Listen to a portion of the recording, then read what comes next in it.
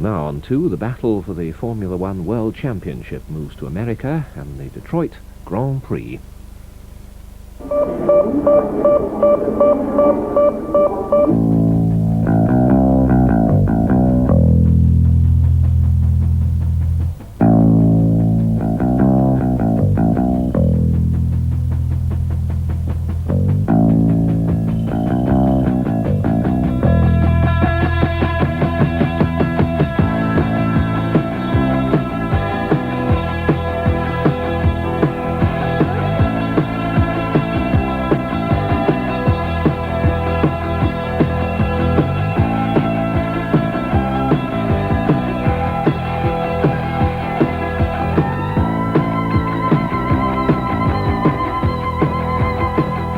The turbulent world of Grand Prix is back in America, appropriately at Motor City, Detroit.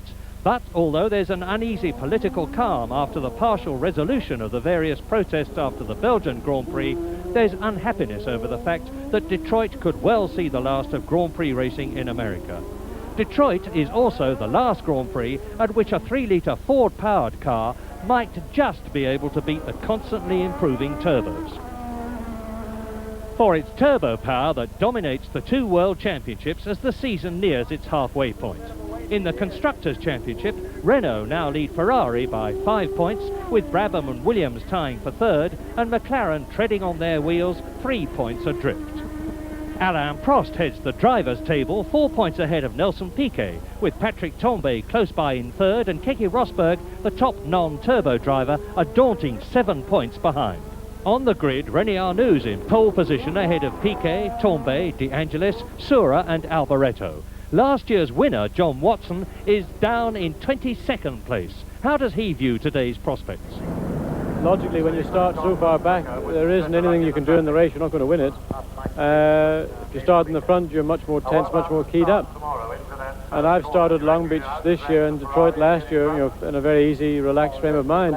And during the race, everything has come right, and the car's been fantastic. And I've had, the result that I dreamt of. I hope it happens tomorrow. That certainly will be a dream for me tonight.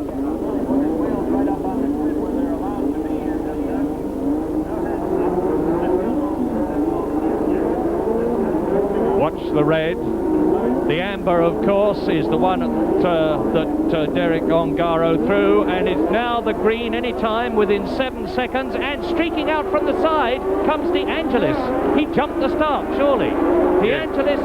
It looked to me almost as if his clutch had started to drag, and he just had to go, because they were held a fair bit of time. It'd be interesting to see that again, because Tambay is left at the start, and in the lead at the present moment is Piquet. Nelson Piquet is in the lead from René Arnoux, with De Angelis in third position. But Patrick Tambay, left at the start, is sensational. Third position in the World Championship, third on the grid, and just look at the way that Nelson Piquet on lap 1 is pulling away, using all the power of that turbocharged BMW engine. Then it is Arnoux, De Angelis, and Tambay clearly out of the race, being pulled away with the tow truck. Bitter disappointment, and already the World Championship has been dramatically affected. Yes, and it's interesting, De Angelis, he didn't do benefit that well out of his start. I think he was sort of moving because he had to. I hope we're going to get a replay of that and have another look, because he went so early, and yet he didn't really sort of whiz off. Now, interesting developments in the World Championship. Alain Prost, who started 13th and is only in 10th position at the moment, has lost, we've seen him lose his left front aerofoil. It won't affect the handling of the Renault as much at this comparatively slow Detroit circuit as it would at a really quick one like Belgium 2 weeks ago, but it's not going to improve the handling, and it's bound to be worrying him a bit. And now, lap 3, we see Piquet leading Arnoux. In third position is De Angelis, up to 4th position has come Michele Alboreto. In 5th position, it is De Cesaris. In 6th position, it is, just check on the chart, Derek Warwick in the Tolman, and then in 7th place, Eddie Cheever. So there are turbocharged cars 1st and 2nd, and you're looking at them now. That's to say Piquet and Arnoux. And then in 3rd position, another turbo car, De Angelis. In 4th position, Michele Alboreto, who is therefore the leading Ford-powered 3-litre, normally aspirated car. This is lap 4, and we're looking for Rosberg. So a little puff of smoke then as Piquet just locked that right front wheel. Coming into the corner there, there's a little bit of load on the car, so that wheel would have been light, which would make it tend to lock, but nothing too dramatic. But these two look pretty evenly matched, Piquet and Arnoux, to me. If Arnoux had a lot in hand, or a significant amount in hand, he'd be a bit more up Piquet's exhaust and climbing about, trying to find a way around. It's because you don't sit behind another car if you have to, although of course it is a long hard race. These street circuits are very hard physically. You get a lot of buffeting, they're bumpy and problems like that, so you do have to pace yourself very slightly, and you don't, for instance, if you can't immediately get past, you won't fight your way right inches off the other guy's exhaust all the time. If you're obviously not going to get past, because that requires a lot more physical effort than sitting in the comfortable position that René Arnoux is apparently doing at the moment. But if he feels he can go quicker, he'll want to test the temperature of the water pretty soon, and so he can start getting away from the rest of the field, quite apart from Piquet. Yeah, and René Arnoux has had one problem removed. We're continually pointing out that in a team you want to beat your teammate as much as you want to beat, if not more, than anybody else. And that is Cheever. Cheever out of the Detroit Grand Prix, Eddie Cheever, and that is on lap 5.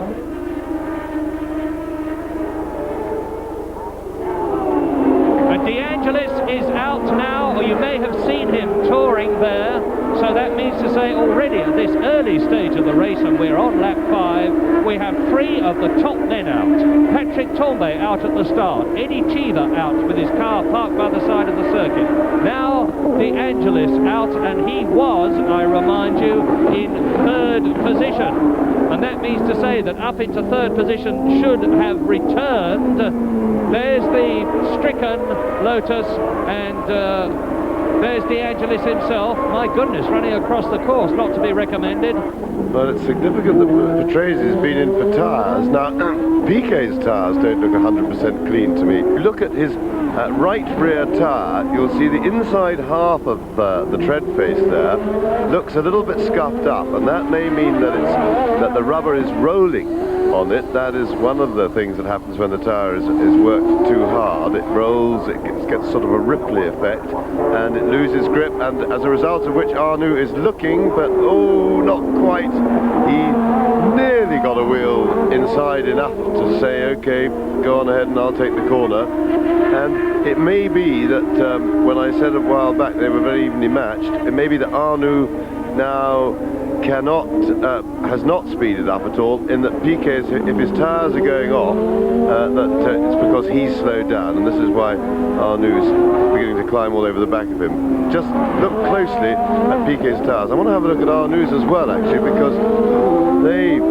Different makes of tyre, James. I know they are. That's why it interests me. But I haven't had a good enough close-up shot there to actually get a good look at Arnoux. Maybe now. You see the right rear there on Piquet's, though definitely scuffed. Well, while the battle rages for the lead on lap 10 out of 60, it is still, and there's Arnoux through into the lead. He's done it. Masterly overtaking manoeuvre, and look at the enormous rear wing, incidentally. Lap 10 then, a change for the lead. The Italian Ferrari is once again in the lead, and now Arnoux is going to start to pull away, I suspect. He's caught up to Piquet. He seems to have better traction, because I noticed there that as he put his foot down, yes, I wonder if Piquet is going to come in at the end of this lap, as did Patrese, because I see Piquet's right rear tyre has definitely got that distinctive broad band just about a third from the inside wall. Well, there is Arnoux through out of the tunnel, and that's almost at the end of the lap. Piquet seems visually to be going slower, but is he going past the pits entrance or is he going in? The answer is that he is going past the pits entrance. He is carrying on. So on lap 10 with a lead change, and there is the new leader. Piquet still in second position.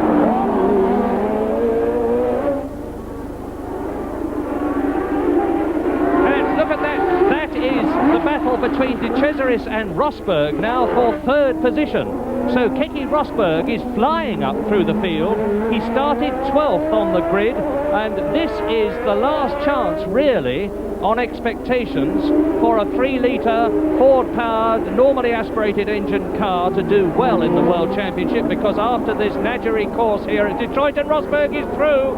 Rosberg is ahead and up into third position, and we didn't see it happen, more's the pity. But now, on lap 11, with Arnoux leading, with Piquet dropping back in second position, Rosberg is third, De Cesaris in fourth place, and Alboreto there is catching De Cesaris. Look for the green Tyrrell, the Tyrrell of Michele Alboreto, and there they go into the tunnel, and behind Alboreto it is the turbocharged Tolman of Derek Warwick. The Detroit Grand Prix is catching a light, and Keke Rosberg there is doing in 1983 what John Watson did in 1982. He is charging magnificently through from the midfield to the front. When you're commentating, of course, you rather naughtily sometimes wish that you could control the cameras as well. We wish we could show you the gaps between the various drivers by staying somewhere. We're following Arnoux all the time now, and there is Alboreto getting ahead of De Cesaris, so that means to say that the Italian in the Tyrrell is now up into fourth position behind Keke Rosberg, who is third, Nelson Piquet, who is second. There's Derek Warwick, who's closed up. And Prost is into the pits. Now, this is a pit stop. And there is Danny Sullivan being chased by and caught by John Watson. So I wonder if Watson is, in fact, in the relaxed state of mind that he's in, driving up through the field. Well, there's Boutsen, Guerrero, Sullivan and Watson. And those four are virtually together. Boutsen is in 8th place. So there's Boutsen 8th, Guerrero 9th, Sullivan 10th, John Watson 11th, and we are now with a really interesting part of the race.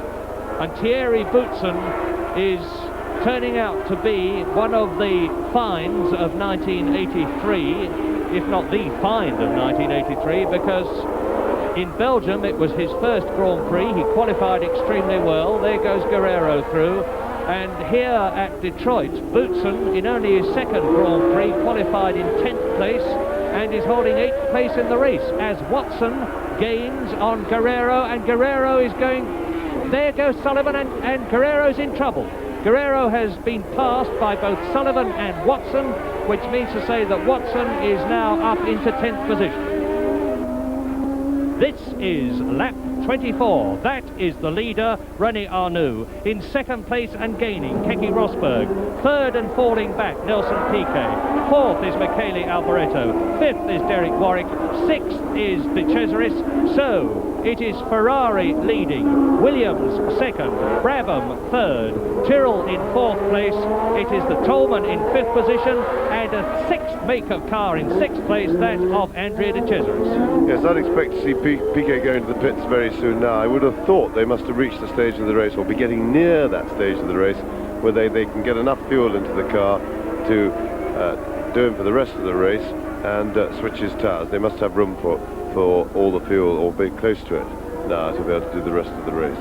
Well, the first pit stop that we knew that had been planned was going to be lap 26, and that was Elio De Angelis, who of course went out of the race early on. We know that there have been pit stops, notably Alain Prost, who came on and took more fuel and new tyres. and Prost is right down now. This is the World Championship leader I'm talking about, and Prost is at the moment in 14th place, well out of the pit, well out of the points. So we're seeing a situation at the moment where Nelson Piquet is increasing his World Championship advantage because he's ahead of Alain Prost on points. Nelson Piquet is on his way to 4 points if he holds his 4th position. There is John Watson, last year's winner. Up to Danny Sullivan, and Danny Sullivan is in 8th place. So Watson is getting up into the points soon. Warwick is into the pits. Derek Warwick in 5th position in the Tolman, who we again do not see, and our apologies for that, but I can tell you that Warwick is in the pits for fuel and tyres, and soon this race is going to be a lap charter's nightmare because there's going to be changes all the way down the field. Patrese is out of the race. Riccardo Patrese in the Brabham BMW has once more failed to complete a Grand Prix. It's a disastrous year for Patrese. He failed to finish in Brazil and Long Beach and France and San Marino, and there is the Tolman of Derek Warwick still in the pits, and so it looks as though it's a pretty appalling pit stop for him. But I was talking about Patrese, who has yet to finish a Grand Prix, and this is the 7th of 1983. So I wonder if he is wondering whether he did the right thing in leaving the Arrows team, who are having such a revival in 1983 with Mark Sura and now Thierry Boutsen. And as Watson has got past Danny Sullivan. Yes, and that means to say that John Watson then has moved up into 8th position, and quickly the order again.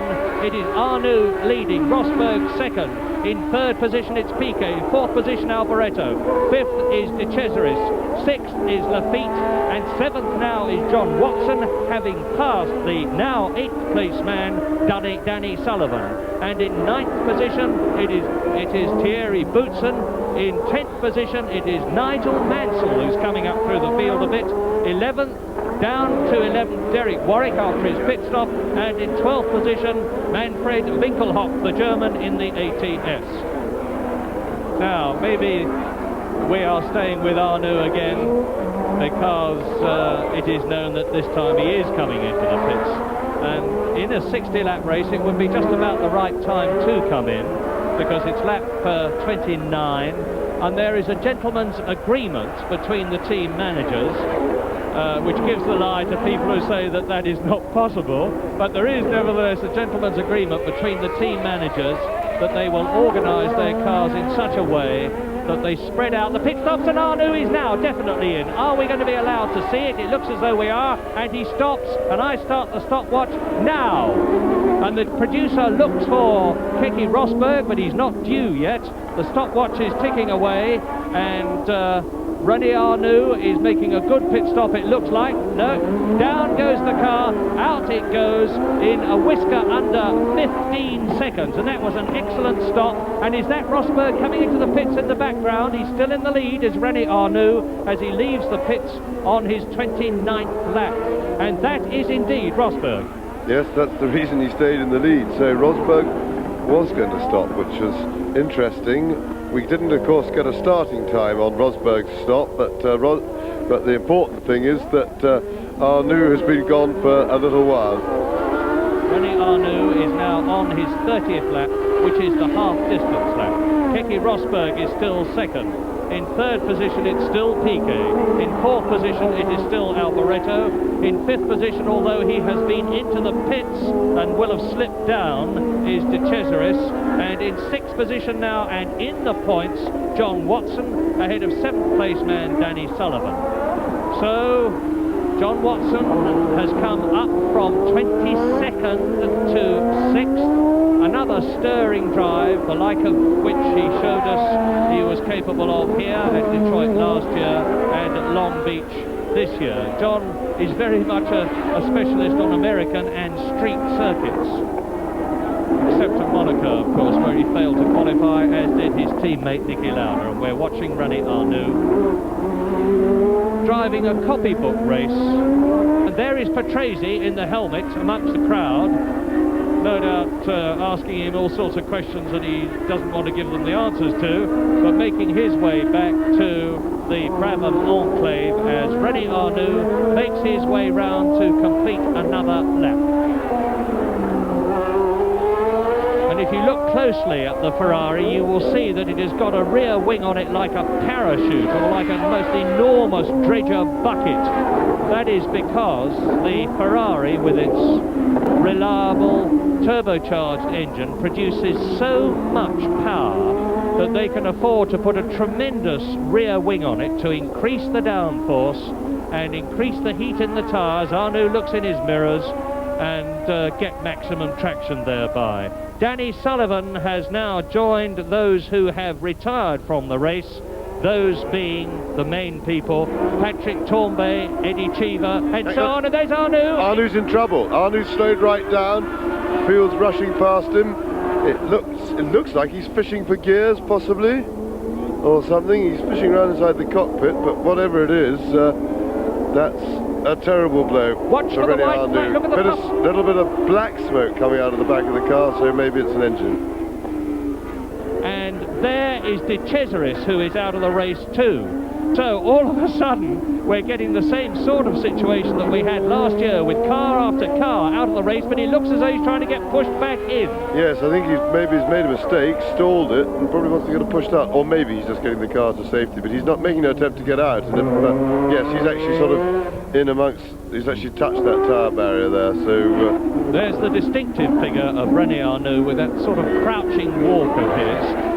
And so, on lap 34, Nelson Piquet leads but has yet to make a pit stop. Michele Alboreto is in second place and is almost certainly not going to stop, and there he is, closing on Piquet. In third position, having stopped, is Keke Rosberg. Up to fourth now, believe it or not, is John Watson. In fifth place, it's the second Tag Williams of Jacques Lafitte. And in sixth position, it is Thierry Boutsen. This is the battle for third place. Watson in the red and white Marlboro McLaren, number 7, has come through from 22nd place on the grid after a disastrous practice period and is now right on the tail, as you see, of Keke Rosberg. And we know from last year that Watson can do the most astounding things in terms of passing.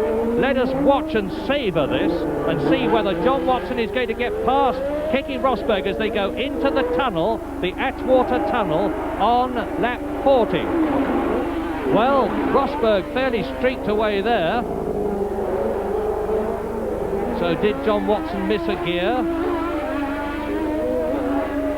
I think just getting the power onto the road out of that very tight first gear corner. Rosberg gets the boot down first. You can't boot from behind, otherwise you put the nose under. You've got to let the other guy do it, and you get big gaps open coming out of really tight corners, even when you're driving right up behind somebody. But of course he has to work for a moment or two to recapture that little bit of lost ground. And here they come. They're coming up on another Alpha there.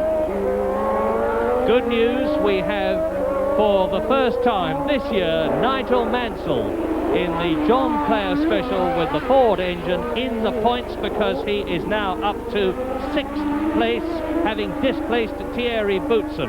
In 5th position it is Lafitte, in 4th position it is Watson, and in 3rd position it is Keke Rosberg. You see the battle going on. Still in 2nd place Alboreto, and still leading Nelson Piquet. But anything, I forecast, literally anything, could happen in the 1/3 race distance that is still left. That's Alain Prost, the man who's leading the World Championship still, because the Detroit Grand Prix is not yet over and has got some way to go before it does finish. And you saw the right-hand front fin is missing as Piquet closes up on to lap Alain Prost in the Renault RE40, and there in the background is Michele Alboreto, who is gaining on his merits. He's driving the same sort of race as he drove at Las Vegas in not dissimilar circumstances. We are looking at Nelson Piquet, who is currently on his way to his 9th Grand Prix win in the 70 Grand Prix that he has driven in. World champion of 1981, having spent virtually the whole of his real Formula One career driving for Brabham. And now there is Alboreto in the tunnel, closing up on soon to lap Raoul Barcel. Nelson Piquet there actually drove one or two races in a McLaren and then in an Ensign in Formula One. But he drove in the Brabham Alpha V Flat 12, then the Brabham Alpha V12, then in the Brabham Ford, and now in the Brabham BMW. BMW and Piquet together worked on the development of this turbocharged four-cylinder engine, and it has certainly paid off for Piquet, who won this year brilliantly his home Grand Prix in Brazil. He then failed to finish at Long Beach, admittedly, but he had a second in France and second at Monaco, fourth in Belgium, and is second in the World Championship at the moment. Will soon lead. How wrong I was there. Alboreto is having a go. He's having a look round Piquet and he's getting inside him. And he has got past Piquet. Piquet locked a rear Piquet's wheel in trouble. Just then as he came through. Has he got a puncture? Puncture. Yes, left rear puncture. He has. I wonder if they've made the wrong decision. They obviously have. Well, that tyre's been working very hard for the whole race. It's hard to say whether it actually worn through it and that additional wear, but anyway, there goes Michele Alboreto now with a good healthy lead and just keeping it all together, keeping the car in one piece and keep everything, fingers crossed that it all stays together to drive to his second Grand Prix win. And funnily enough, I was just about to say, before I saw Alboreto suddenly back on Piquet's tail then, that what a turn up for the book it would be if Piquet was to win this race, as he looked like he was doing until he got that puncture, because Michelin were struggling so much in Detroit compared with the Goodyear runners, and yet here was a Michelin runner, all admittedly having been in visible tyre trouble since the fifth lap or so of the race. Despite that, there he was leading. Anyway, unlucky for Piquet, he did a terrific effort in difficult circumstances, but that will put him well back as he's got a limp to the pits too before he can get those tyres changed, because they'll probably change all four as he comes in on that flat. And what a magnificent race this is going to be for Keith Duckworth and his colleagues in Northampton, for Ford, for Cosworth, because now Michele Alboreto is leading his second Grand Prix, having won at Las Vegas last year. And in second place, of course, it is Keke Rosberg in a Ford Cosworth-powered Tag Williams. In third place, it is John Watson in a Ford-powered Marlboro McLaren. In fourth position, it is Jacques Lafitte in another of the Tag Williams, and there's Piquet in and out. He's really shot into the pits, and he can't have lost many places, and we'll keep you in touch with that. And I was going to say that in fifth position is Mansell in the Ford Cosworth-powered John Player Special, but we'll have to take a check on that as they go past us. But anyway, here on lap 52 in this 60-lap race, Piquet is in fourth position, so it's Michele Alboreto leading on lap 52 out of 60. It's Keke Rosberg second, it's Watson third, it's Piquet fourth, it is Lafitte fifth, and it is Mansell in sixth position. So, amazingly, against all predictions, there is only one turbocharged car in the first six. And not many people would have put money on that happening. John Watson is now closing on Keke Rosberg, and hopefully you'll get a sight of it, because Watson in third place is closing on Keke Rosberg, who is second. Yes, Watson dropped back to 5 seconds behind Rosberg amongst the traffic and all the things, and he's now back to 3 seconds behind. That gap's yo-yoing a bit, but I think they're pretty evenly matched, and I think even if John can get right back on Rosberg's tail, as he was before, he didn't look much like passing then, and I think you'll find it pretty difficult to pass in such evenly matched cars, and that's going to be a tough up for him. But he is one of the best overtakers in the business. I just think that it would be difficult for anybody, especially a man of Rosberg's experience and stature, with just a few laps to go. He really wouldn't be in the business of giving away places. And now the blackness of the tunnel faces Michele Alboreto as he completes shortly his 56th lap in this 60-lap race, in the lead from Keke Rosberg, who has got John Watson in third place closing on him, and Watson has come up from 22nd on the grid to third. In fourth position, it is Nelson Piquet, who dramatically went into the pits to take on a new left rear tyre when he was in the lead. In fifth position, it is Jacques Lafitte. In sixth position, it is Nigel Mansell. And normally aspirated Ford Cosworth powered cars are occupying 5 out of the top 6 places. Thierry Boutsen, lapped, is 7th, and Alain Prost, lapped of course, is in 8th position, and Niki Lauda, who was well down anyway, has retired. John Watson has just created a new lap record and is the fastest man on the circuit, despite which he is still behind, about 3 seconds behind Keke Rosberg.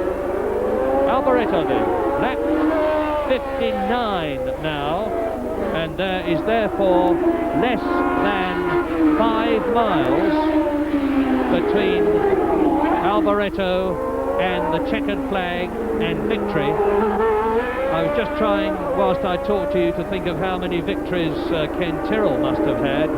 It must be in excess of 30, because Jackie Stewart had about 27 victories with Tyrrell, and then there was Patrick Depailler and other notable drivers who have driven for Ken, but he was in the wilderness for a long time as far as the ultimate success of winning Grand Prix was concerned. And now it looks as though Alboreto, who's throwing the car about, is on his way to another victory. Yes, a little bit of exuberance there. Let's hope he doesn't go the same way as Patrese when he was racing at Imola there in front of his home crowd. He got over-exuberant and threw the thing off the road, but Alboreto has already proved he can win, and win sensibly. Did that in Vegas, just a bit of a paper bag, but a litter, I think, on the track there. It won't do him any harm. And but he's got a comfortable lead. There is no need to do that. You can throw the car around the hairpins and things without any worry, but obviously you have to be very careful, because only a mistake or car failure, a bit of bad luck on the breakdown can stop him now. 19 turns in this 2.5 mile Detroit circuit. There are the second and third men. That is John Watson in third place. They are now on the last lap as Michele Alboreto goes up Woodbridge Street, having taken turn 4. Keke Rosberg is round, and there is Michele Alboreto now, round turn 6, on his way past the Congress buildings. This is the last lap. We're going to have a Tyrrell winning. We're going to have a Tag Williams car in second place. We're going to have a Marlboro McLaren in third place. We're going to have Ford Cosworth powered cars first, second, third, fourth and fifth, because we expect Nelson Piquet to finish in fourth position. We expect Jacques Lafitte to finish in fifth position, and we expect Nigel Mansell to finish in sixth place, having been lapped by number 3 there, the race winner designate, Michele Alboreto. He is almost home. When you see him go into the tunnel, he will only have the short distance between that and turn 16, 17, 18 and the chicane, and this is it. He is into the Atwater Tunnel, past the Civic Centre Plaza, bursts out past the Ford Auditorium, turn 16, turn 17. Michele Alboreto is almost home to his second and superb Grand Prix victory. There is the checkered flag. Michele Alboreto from Milan, Italy, in the Benetton Tyrrell has won here at Detroit, something we didn't expect to happen. But it's been a brilliant drive, and there is Keke Rosberg coming home yet again in the points, with John Watson closing right up on him in the closing 100 yards or so of the race. And so ends the second Detroit Grand Prix, as full of incident as was the first. Only one turbo car in the first 6, and a superb second win for Michele Alboreto, with world champion Keke Rosberg second to keep his world championship hopes alive. Third, John Watson, and what a drive. Fourth, Piquet. Fifth, Lafitte, and sixth, Nigel Mansell. So now, Prost leads the World Championship by just 1 point from Piquet, with Tambay still third and Rosberg still fourth, but closer. Watson fifth, and Lauder and Lafitte tie for 6th. In the Constructors' Championship, Renault still lead, but Williams move up to 2nd, 1 point ahead of Ferrari, with Brabham 4th and McLaren a close 5th. The next Grand Prix is in Canada next week, and that's where Grand Prix is going to be. With your company, we hope.